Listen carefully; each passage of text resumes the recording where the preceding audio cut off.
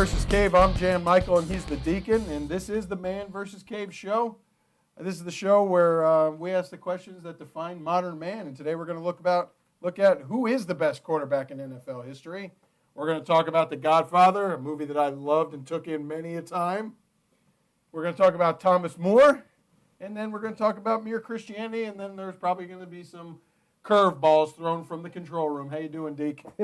I'm doing well. I'm just really up to having all of these great questions answered. Oops. Oh, man, we're spilling stuff already. We're 30 seconds into the show. That's good. This is gonna be a good one, Brad. Brad. Have to cut back on this drinking here. Or the tiramisu. Brad, what do you got first for us? Jan, greatest quarterback in the history of the NFL. How has the NFL sustained since Dan Marino retired? Well, considering Dan Marino's probably fourth on the list of best quarterbacks, considering he was a Floridian, well, from Pittsburgh, but then he was a Floridian. Yeah, not much ever comes out of Florida. No. That's what I kind of figured. I surmised that over the last 3 years or so. Yeah, I would say. But best quarterbacks, there's going to be a big debate. I know I'm probably we're going to get all those 10s and 20s fans we have coming up and emailing me and texting us, but I'm going to go with Peyton Manning. I got to go with Peyton Manning because he's just an on-field general. I mean, he just runs the offense, and he was the best offensive coordinator in the NFL as the quarterback. I mean, he would run the offense, change things up. I think that's just totally redefined how the quarterback position was played, was Peyton Manning. Some people are going to say Tom Brady, just because he's got a lot of Super Bowl rings, a lot of championships.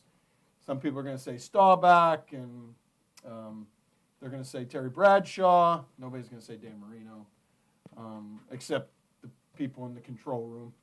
But I'm going to go with Peyton Manning. Yeah. How about you? What do you think? Football? You've seen Staubach play. Bradshaw. What I know about football does involve quarterbacks. How come quarterbacks get all the glory? Well, there's a whole bunch of other guys on that team. Yeah, and a lot of good quarterbacks will throw it back to the team and say, it's the team and it's not just me. But there are some quarterbacks, I'm not going to name them, but will take all the credit. But at the same time, when things go wrong, the quarterbacks generally get blamed for everything too. So it's good. It could be good and bad, but I go with Peyton Manning on that one. Brad, what do you got next? Deacon, our society has attacked Christians for trying to live out their conscience. What saint is a good role model for these Christians? Thomas More. Thomas More. Was he a saint? Yeah, Thomas More was a saint. He was like back in the 1500s. Oh, I thought he was like in the 70s. Yeah, in England. He was like the second man in a power after the king, who happened to be Henry VIII. And Henry did not like the way that the church was treating him. And he said, I'll just pick up my marbles and leave the game and form my own church. And he said, all you Catholic bishops here and all you high officials need to swear an oath of allegiance to me and say bye-bye to Rome, bye-bye to the Pope. And, sad to say, all the people in leadership, including all the Catholic bishops, there was only 2 people who said, no way, I'm a loyal subject, but God first, always God first, even above the king. And that was St. Thomas More and one Catholic bishop of all of them, John Fisher.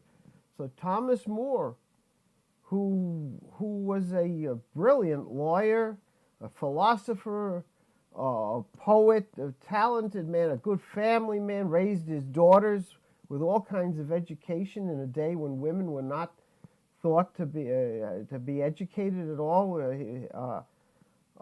Said he was from England. Yeah. So Thomas More said, "I cannot violate my conscience," and as a result, he literally lost his head over the whole matter. So he see. Oh wow. Yeah. Okay, I didn't know if we were going to go there, but we did go there. Woo! Yeah.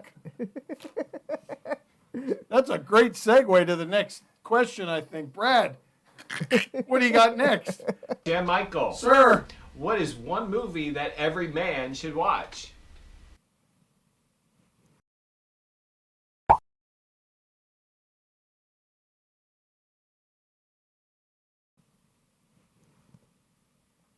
I don't know. I guess maybe I've seen a couple good movies every now and then.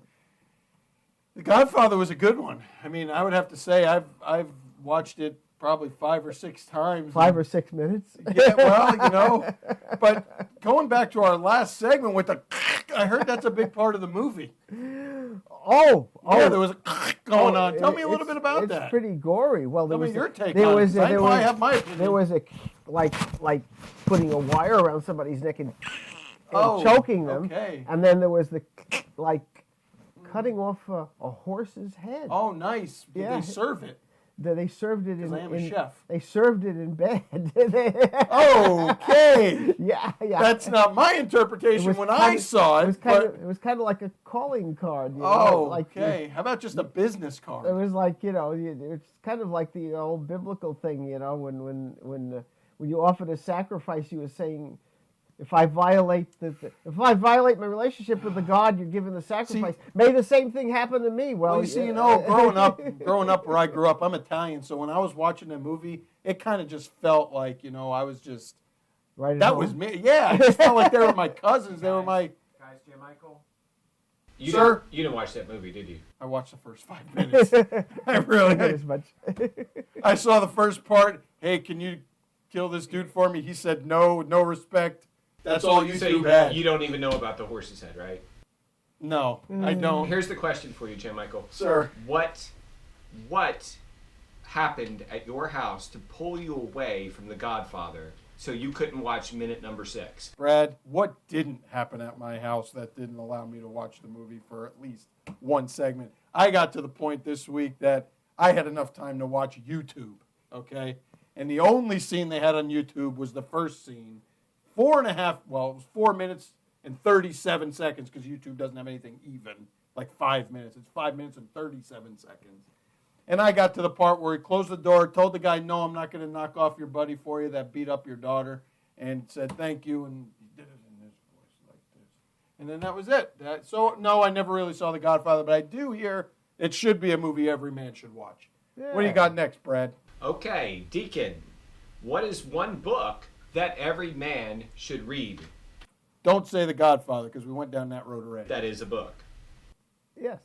Yeah, it was. I didn't read that either. Not that that's a big surprise to anybody. It was a book, yeah, like most of the movies that came from a book, The Godfather did. But hey, let's pick one out of the air. Wait a minute. I'll tell you one that I did read. There goes one. I just got one out of the air. Wait a minute. It's not The Donut Life. Yeah, it's called Mere Christianity. Good, because I just read The Donut Life. The Devout Life. Oh, my bad.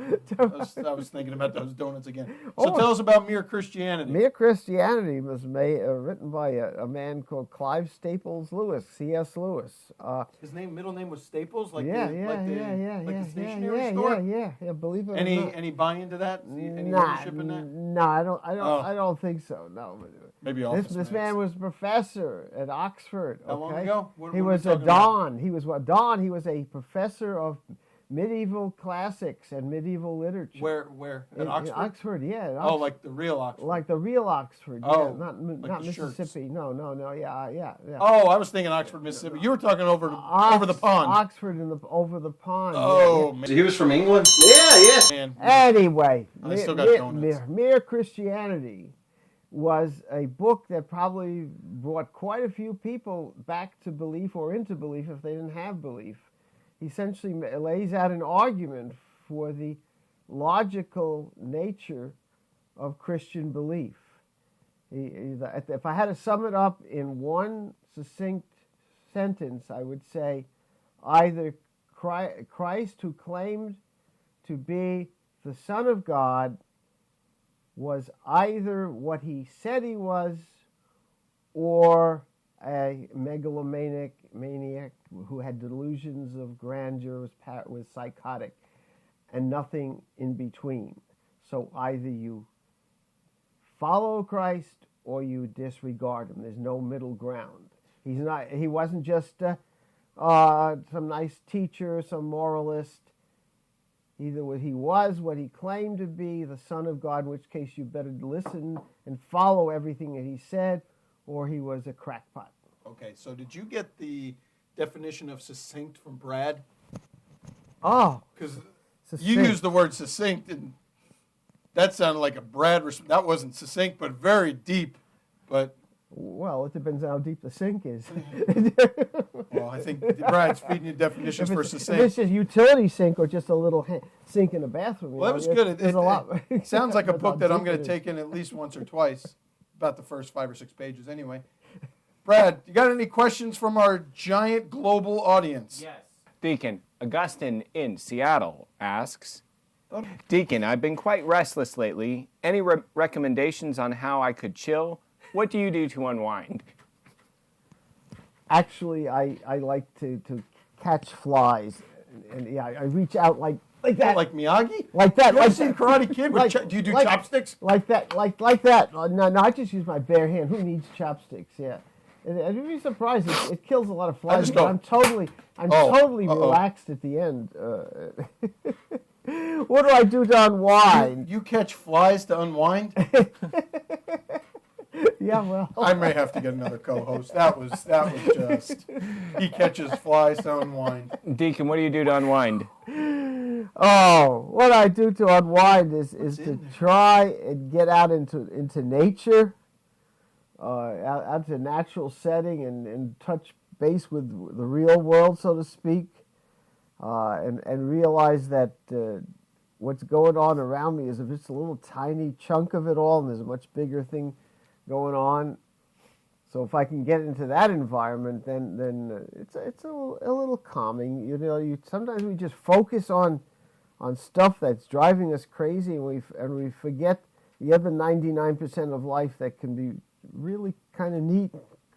Yeah. Why do we always focus on the 1% that's garbage? I mean, I agree. I go online and I look at a lot of pictures of nature, and that gets me in touch with my. So I mean, I look at a lot of nature pictures. We had a good time today. I think it was good. I think we need to find some more people to work in the control booth. But other than that, I had a good show. Thanks for joining us today on Man vs. Cave.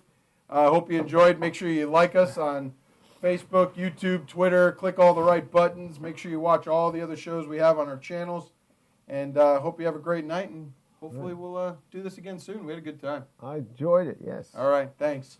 Hopefully we'll go to the county workhouse and find somebody who wants a control room job.